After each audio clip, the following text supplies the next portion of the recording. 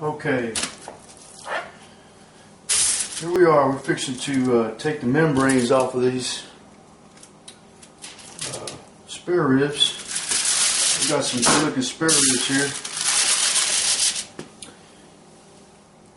Pretty nice.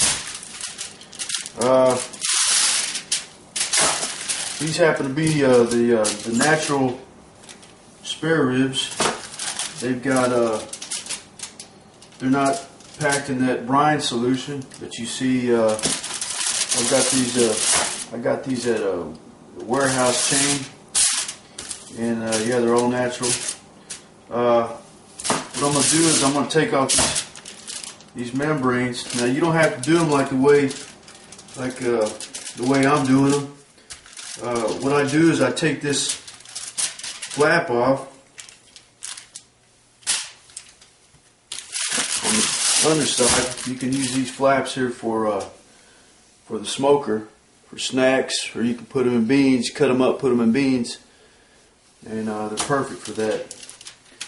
Anyway, what I like to do, sometimes these spare ribs are a little bit trickier than the baby backs. They don't come off all in one piece like the baby backs. So what I like to do is y'all don't have to do them like this, but I happen to use one hand bare and one with the glove on, because I get a better feel for it with my bare hand. If you do it like that, be sure to wash your hands. It's important. So what I'm going to do is I'm going to peel away. I've got me a paper towel here. You can grab it with a paper towel if it doesn't come all the way off. You can also use a kitchen utensil like a little butter knife or something and get under there and get it started. Don't worry if you don't get it all off of there. They're still going to be good. You just want to try to get it off of there as much as possible so that the seasonings can get in there and they get under, so that the seasonings will get in here underneath the rib.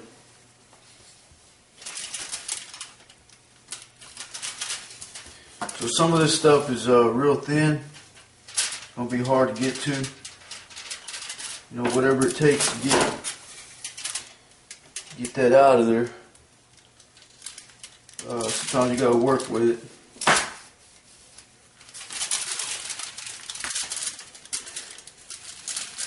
Anyway, that's about it.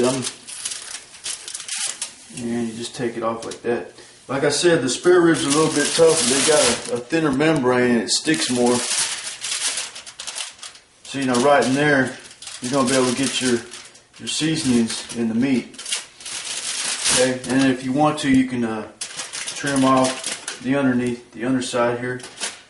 You don't have to, but it makes for a nicer looking rib, and you don't have those charred pieces from the meat that's hanging underneath. Like I said, you can use this stuff for beans, your pinto beans, or whatever kind of beans you like, or whatever else you want to use that meat for. Or you can throw it on the smoker for snacks.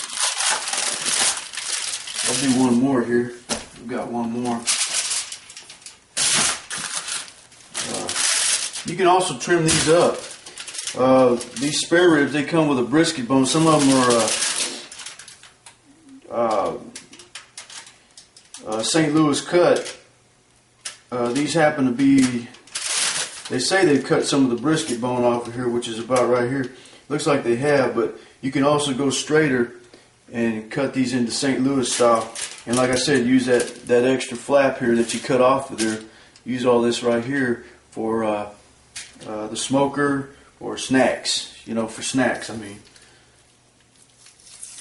Like I said, I use my bare hand.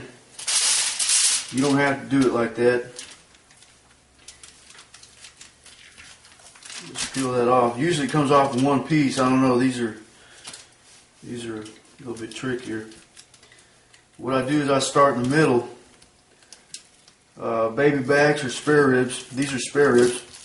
What I do is I'll start in the middle and then come out, and then That way I've got a big piece here hanging, so I can pull it to the other side. And that's most of that. And it looks like we got pretty much all of this one off. And that's what you got. And then, like I said, you can trim these up. This particular guy I'm cooking for right now, he says he doesn't want anything off of these ribs, but I'm taking the bottom part off. I won't take none of the top off of it. Just a little bit like that. I still got a little bit of the flap here. I'm gonna leave that on there. And you still got some of the membrane underneath here. Just that. Try to get some of that off.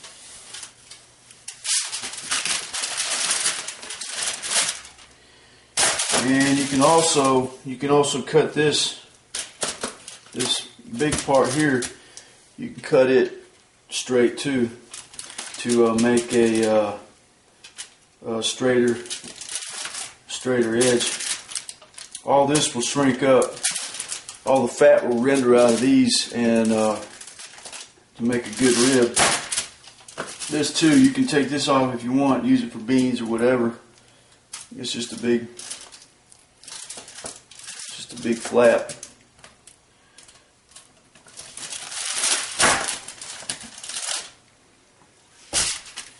And that's that.